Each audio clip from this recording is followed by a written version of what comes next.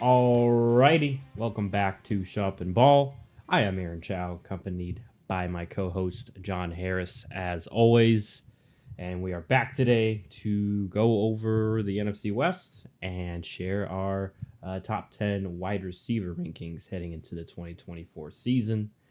So that be interesting to see because once again, John, I didn't.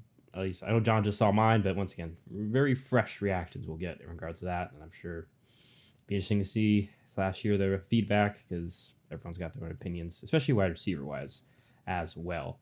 But going over NFC West, we're gonna dive right in because this first team got a lot going on. I mean, and it is the San Francisco 49ers. Obviously, last year they went to the Super Bowl. Another great year for them. They went 12-5. I know, of course, they didn't win, but still, obviously, a really good year.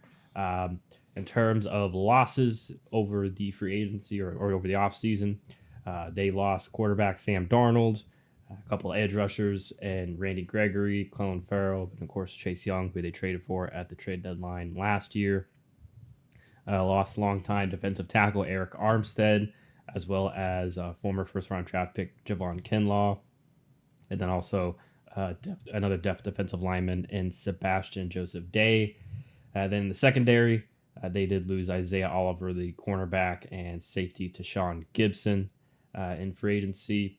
And then in terms of additions, they added quarterback Joshua Dobbs, who has made a few splash plays in preseason, even though once again preseason, as well as tackle Chris Hubbard, and also brought in defensive tackle Malik Collins from the Texans, so familiarity in the system there, along with a couple edge rushers in Leonard Floyd and Yetur Gross-Matos, and then also grabbed a linebacker Devondre Campbell from my Packers, and then also safety Tracy Walker as well in free agency.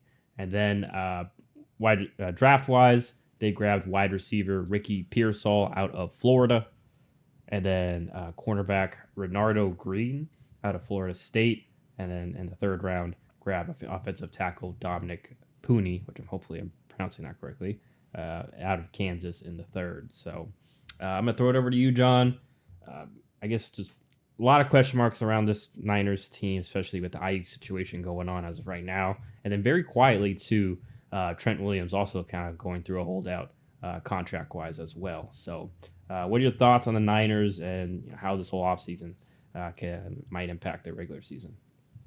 Yeah, most of their offseason moves, to me, doesn't really move the needle that much in terms of, the roster getting better or worse.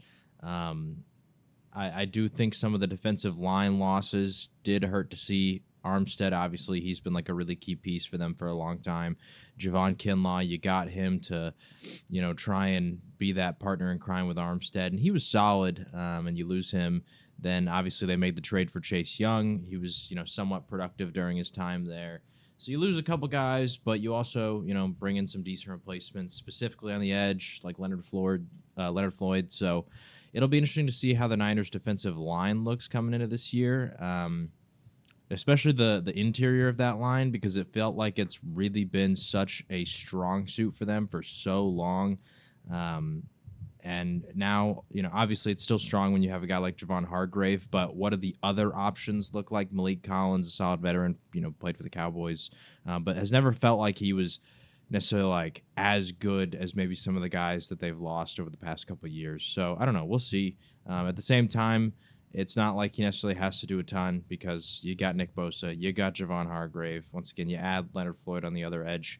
And then right behind those guys, you've got Fred Warner and Dre Greenlaw. And then they add Devondre Campbell, who's a great depth addition at linebacker. So regardless of whether, the interior is as strong as it once was, the defensive line for the Niners is probably still going to be a strength.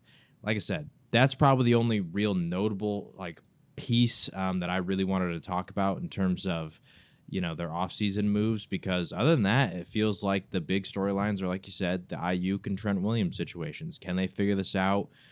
Can they bring both guys back? I think that it's more likely that Trent Williams' deal gets done just because I don't love the options they have at tackle to potentially replace him, and it feels like I mean, obviously, we'll talk about Ayuk and receivers and all that kind of stuff throughout the day because we're going to talk about potential top 10 receivers and that whole conversation, him, Debo, all that. But it feels like with receivers, it's just a little easier to replace them, even when they're as good as someone like Brandon Ayuk, to where the guy who's the best left tackle in the league and has been for however many years it's been at this point, it feels really hard to envision them replacing Trent Williams effectively. And he's such a key force in their run game and obviously in protecting Brock Purdy. So I really feel like if they were to lose him, their offense would take a huge blow. Obviously, the same would happen if they were to lose Ayuk, but if you have to prioritize one or the other, you're already paying Debo big money. You just drafted Ricky Purcell, like you said, in that first round. So, like if you got to prioritize one, I think Trent's the one they prioritize, but it'll be interesting to see what happens here for both of them. I thought Ayuk was pretty much on the verge of being traded because there was the reports that I think, what was it, Pittsburgh that they had agreed to a deal to? Yeah, I think Pittsburgh, and then like the number of New England, Cleveland reported very heavily, and then apparently he did not want to go to either one of those, even though everything else was lined up. And even with the Pittsburgh thing, the reports I'm hearing are that the money is, I think, less than $28 million per year, which, based on the market, might be lower than he's asking for. I don't know the exact number that he's asking for. I don't know what the holdup is in terms of, is it years, is it guaranteed money? I don't know all that like specifics, but if it is that, just when I initially saw that number, I thought less than 28 million sounds like that would be less than Brandon Ayuk is actually wanting. So will the Pittsburgh deal even happen? I don't know. And then also there's the reports that apparently they're asking for Pat Fryermuth or George Pickens, or I can't remember the other player who was being thrown in there, one of their other young stars, as being a throw-in to the deal on top of like a second-round pick and some other draft capital. So I have no clue what's going to happen with the Brandon Ayuk stuff. The latest report we got was Kyle Shanahan being asked, and he said nothing has changed. So I really don't know what's going on with both him and Trent Williams. My gut is that regardless of whether deals get done, both of them will play this season, because when you have this level of a team like you do in San Francisco, they're capable of winning a Super Bowl. So you're not going to be that one guy that holds out for the money and misses out on a potential special season that you could have played in. So I expect them to play, but who knows? We shall see. And like I said, on the overall, this team has already proven last year they're the best in the NFC. So the offseason, like I said with the Chiefs, usually when you're that level of a team, the offseason is typically going to be rather uneventful. And for the Niners, it can be if they can just kind of figure out these two holdouts. Yeah, I do want to add in regards to concerns. I think it'll lead to a greater point in a second. Also, like a couple of key injuries. Let's not forget Dre Greenlaw, very good linebacker for them. Obviously, he's going to be out probably for most of the year because that injury, I believe, is Achilles or ACL. I forget, but it was obviously that non-contact that he suffered in the playoffs. And then, of course, also one of their safeties, Hufanga, who's playing really well for them for a good portion of the last couple of years, but got hurt in the middle of last year. I don't know, that was an ACL. So, even though everyone, we talked about this before, everyone kind of comes back from ACL injuries, there's still a percentage chance that they may not come back all the way. So that's a concern if those two guys come back throughout the regular season. But I feel like for me, a concern if I was a Niners fan is definitely depth, and that's kind of at the point they're at, which for all this time they've been pretty good and deep. They've been able to survive a couple of injuries, key injuries, like we know Debo's missed time. Throughout the past couple of years, even Kittle as well, and then and McCaffrey had a great year last year, and I'm knocking on wood, especially as a McCaffrey owner. But remember, he came in before San Francisco kind of with the same label of he can get kind of be a little bit injury prone per se. So especially now with less depth, who knows what happens with Ayuk, even Pearsall, he's been dealing with a hamstring, and I believe he had another soft tissue injury. Maybe it was a hamstring again issue, and he hasn't. I don't think he's even played in the preseason at all. No, he hasn't. As someone who owns him and is very invested in this Brandon Ayuk situation in a dynasty league, he has not. He's still at this point has not even practiced really. Yeah. So I mean, I'm just thinking doomsday scenario, which is likely to happen in the NFL. I think it's something we need to. That's why I'm noting this, especially team like San Francisco who plays a physical brand of football. So you already mentioned, hopefully they have Trent Williams, but the rest of the offensive line too. It's kind of been patchwork, like some solid guys, but mostly in my eyes, it's been like the Shanahan scheme. So like you mentioned, Right. if they lose Trent Williams, then man, like it gets tougher. And obviously, hopefully McCaffrey can stay healthy. And then also on the flip side, you alluded to this as well, especially D line, because that's with their kind of Seattle scheme that they typically run. It's very reliant on that front four. They don't like to blitz a lot on that front four getting home, either in the pass game or clogging up the run game. I already mentioned they lost Dre Greenlaw. I know they brought in Devondre Campbell, who can be solid, but obviously is a step down. And you never know with linebackers as the older they get. And once again, after that, not much depth behind them that I would note of. I'm sure Niner fans will argue against that, but still, no one that's gone reasonable amount of time.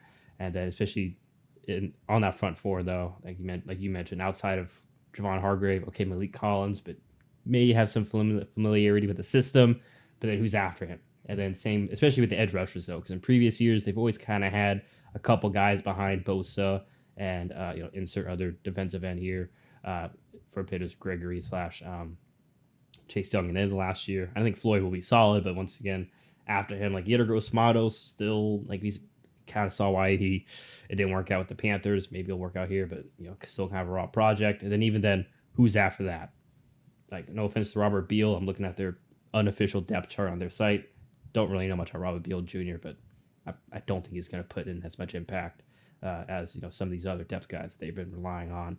And then obviously chain effect once again, like safety wise, I mentioned no Hufanga.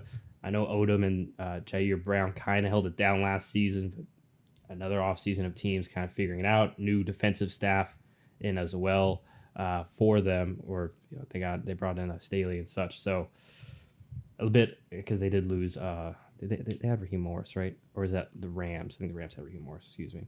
But regardless, all this changeover or potential just depth concerns. A lot like I mentioned the Rams, but like the Rams when they were before they got Stafford, a little bit like that, where a couple of injuries or especially a couple of injuries could potentially derail the season, especially if they're long term injuries. But I'm with you. Even if there are a couple, I expect them to still be in the playoff conversation, and I would imagine that as long as most of the core pieces are healthy and going, that they're going to be in Super Bowl contention. It's just when they get to the top of it's just basically a matter of how healthy do they get going into the playoffs, and obviously through the playoffs, and obviously we'll see how this whole Ayuk situation and Trent Williams, of course, play out, because that could be potentially big, good or bad,